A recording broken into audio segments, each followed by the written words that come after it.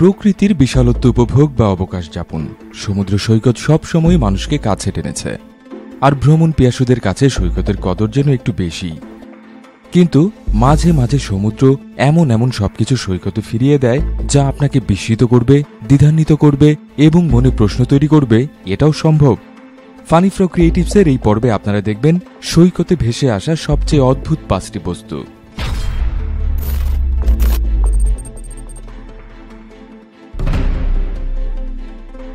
দু সালের 7 আগস্ট সারা রাত ধরে ঝড় বৃষ্টির পর সকালে স্কটল্যান্ডের কার্লওয়ে উপকূলের ছোট্ট একটি দ্বীপের বাসিন্দারা সৈকতে অদ্ভুত এক জিনিস দেখতে পেলেন। সৈকতে আটকে পড়া প্রকাণ্ড আকৃতিটি ছিল আসলে একটি oil rig. 280 metric ton diesel বোঝাই বিশাল আকৃতির the Transocean Winner drilling রিগটি আটলান্টিক মহাসাগরের মধ্য দিয়ে টেনে নিয়ে যাওয়া হচ্ছিল। কিন্তু যাত্রাপথে প্রচণ্ড উত্তাল সমুদ্রের কারণে বাঁধন ছিঁড়ে ভেসে পড়ে দানবাকৃতির অয়েল রিগটি এবং ভাসতে ভাসতে লুইস দ্বীপের সৈকতে এসে আটকে যায়। পরে দেশটির মেরিটাইম ও কোস্টগার্ড এজেন্সি অয়েল রিগটি উদ্ধারে অভিযান শুরু করে।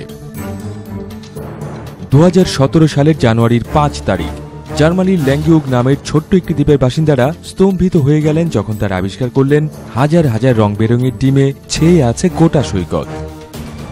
মুহূর্তের মধ্যে উৎসাহী ছেলেবুড়ুর ভিড় জমে গেল সৈকতে, আর সবাই আনন্দের সঙ্গে ডিম কোড়াতে নেমে যায়। মূলত এগুলো একটি ডাচ খেলনা প্রস্তুতকারী কোম্পানির তৈরি প্লাস্টিকের ডিম, যেগুলোর ভেতর ছোট ছোট খেলনাও ভরে দেওয়া হয়েছিল।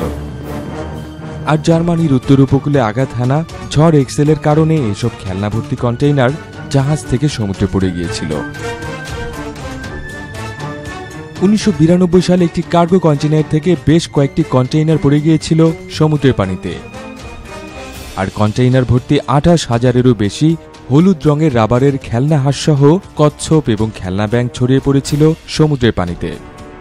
আর এই খেলনাগুলো দীর্ঘ 26 বছরে 17,000 মাইলেরও বেশি পথ অতিক্রম করে ছড়িয়ে পড়েছে বিশ্বের অর্ধেকটা জুড়েই।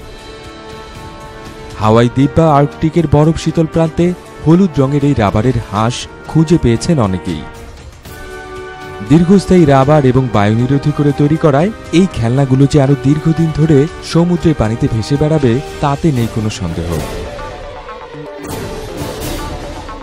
2007 সালে নেদারল্যান্ডসের জানভুট উপকূলের সৈকতে পড়ে থাকতে দেখা গেল 8 ফুট লম্বা একটি লেগো মানবকে। হলুদ মাথার এই লেগো মানবের বুকে লেখা ছিল no real than you are. 2008 সালের 29 অক্টোবর যুক্তরাজ্যের ব্রাইটন উপকূলের সৈকতেও ভেসে আসলো একই রকম একটি লেগো মানব। 2015 সাল পর্যন্ত বিশ্বের বিভিন্ন প্রান্তের সৈকতে আরও 5টি লেগো মানবের দেখা পাওয়া যায়। অবশ্য সৈকতে অদ্ভুত লেগো মানব পাওয়ার এসব ঘটনা নিয়ে 2011 সালে বিভিন্ন সংবাদ মাধ্যমে আলোচনা বিতর্ক শুরু হয়। পরে অবশ্য জানা যায় এগো লিওনার্ড নামে একজন ডাচ চিত্রশিল্পী এবং ভাস্কর নিজের প্রদর্শনী প্রচারের জন্য ফাইবার গ্লাসের তৈরি এসব লেগো মানব সমুদ্রের পানিতে ভাসিয়ে দিয়েছিলেন।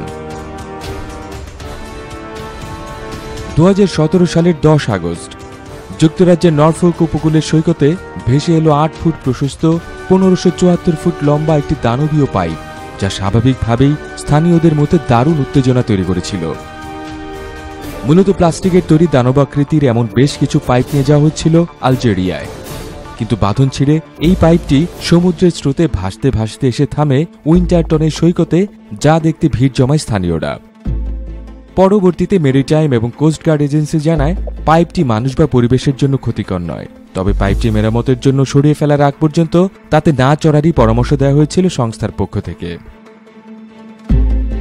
ভিডিওটি কেমন লাগলো তা জানাতে অবশ্যই কমেন্ট করুন। ভালো লাগলে লাইক দিন এবং শেয়ার করুন। যুক্ত হন আমাদের টুইটার এবং ফেসবুক পেজে, আর সাবস্ক্রাইব করে থাকুন ফানি ফ্র ক্রিয়েটিভসের সাথে।